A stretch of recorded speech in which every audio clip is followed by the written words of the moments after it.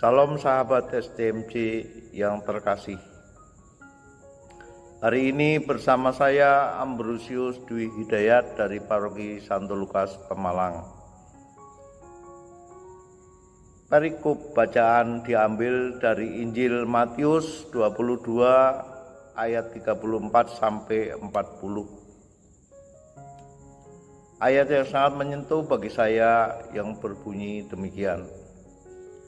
Kasihilah Tuhan Allahmu dengan segenap hatimu dan segenap jiwamu dan segenap akal budimu. Itulah hukum yang terutama dan utama. Dan kasihilah sesama manusia seperti dirimu sendiri.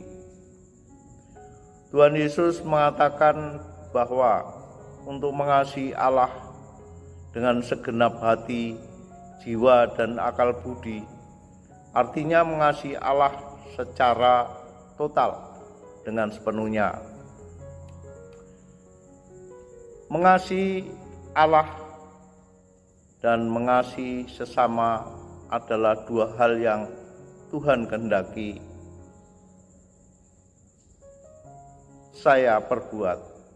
supaya saya perbuat. Kasih menjadi tolok ukur yang utama dalam bersikap dan perbuatan kita kepada sesama manusia untuk saling mengasihi satu dengan yang lain. Bila kasih itu kita wujudkan dalam saling tolong-menolong. Sahabat STMJ yang dikasihi Tuhan, mengasihi sesama adalah sebagai perwujudan iman kita.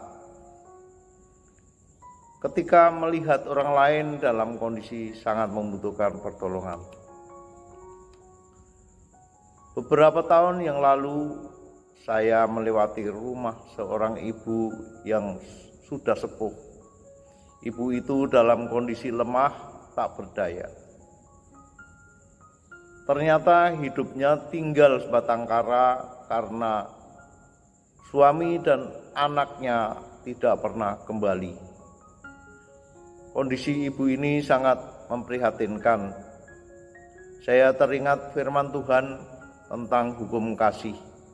Mengasihi Tuhan, mengasihi sesama adalah dua hal yang tidak terpisahkan karena keduanya dikehendaki Tuhan.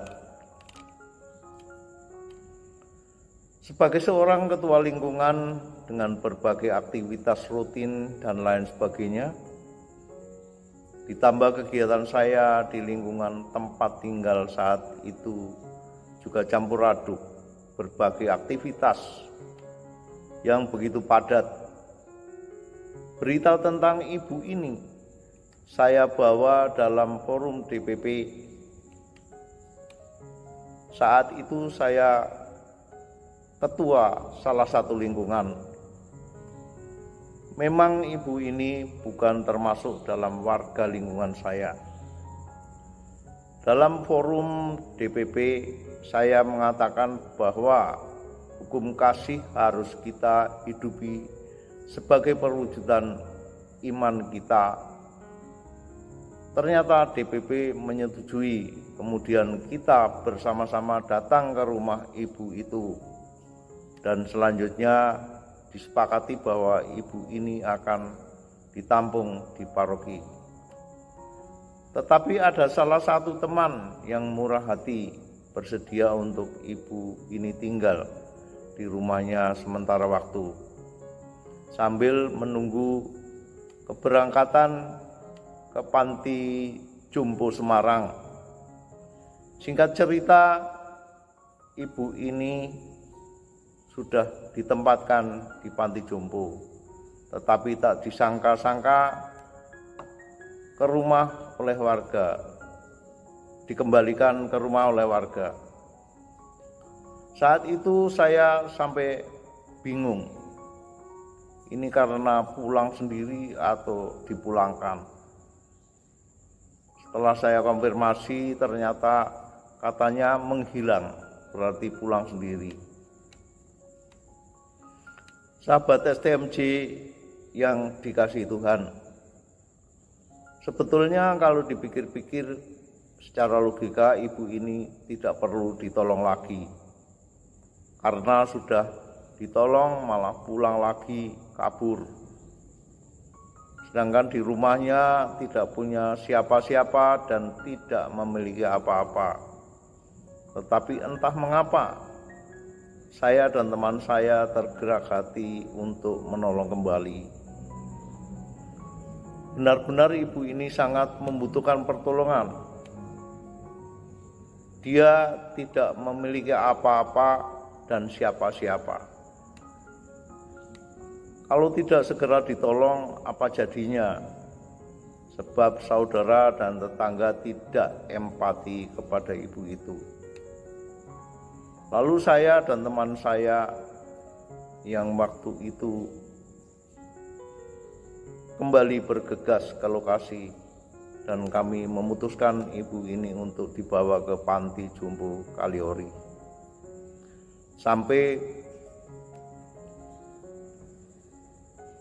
tutup usia di Panti Jompo Kaliori dan dimakamkan di sana. Melalui firman ini saya semakin diteguhkan bahwa Allah menghendaki saya untuk mengasihi sesama dengan sepenuh hati. Jika saya terdorong, itu semua karena kuasa Allah, dan kalau saya mampu melakukannya semua itu karena kekuatan yang datang dari Allah yang memampukan saya, karena itulah yang menjadi kehendaknya. Jadi perbuatan kasih apapun yang saya lakukan pada orang lain itu karena Allah sendiri yang menghendaki, dan saya percaya bahwa jika Allah menghendaki, maka Allah juga akan memperlengkapi saya dengan semua yang saya butuhkan. Terima kasih sahabat STMJ, berkah dalam.